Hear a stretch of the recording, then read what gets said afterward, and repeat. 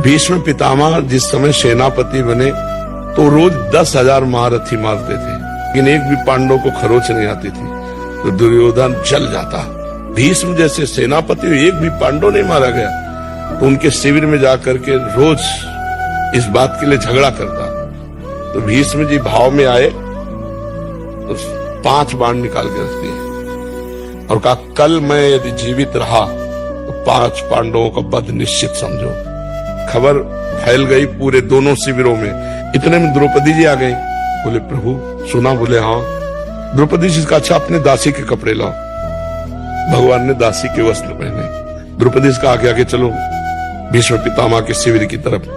सीधे भीष्म जी के सामने गए। वो संध्या के समय जप कर रहे थे। जाकर प्रणाम किया पितामह, तो उनको भी यही बात समझ में आई कि दुर्योधन की पत्नी आई है। का सौभाग्यवती भव। संध्या का समय था।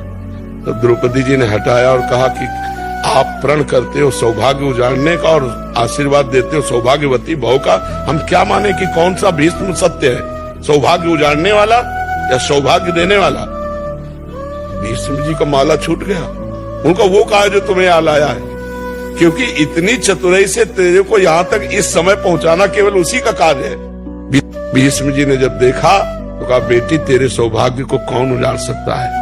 हम जैसे सैकड़ों भीष्म तो भी नहीं उजाड़ सकते, जिसका रक्षक ये गोविंद तुम्हारे लिए दासी बन के आया है, तुम्हारे पति। तब भगवान से कहा, मेरा प्रण तो तुम तोड़ दिए, लेकिन तुम्हारा भी प्रण तोड़ूंगा कल।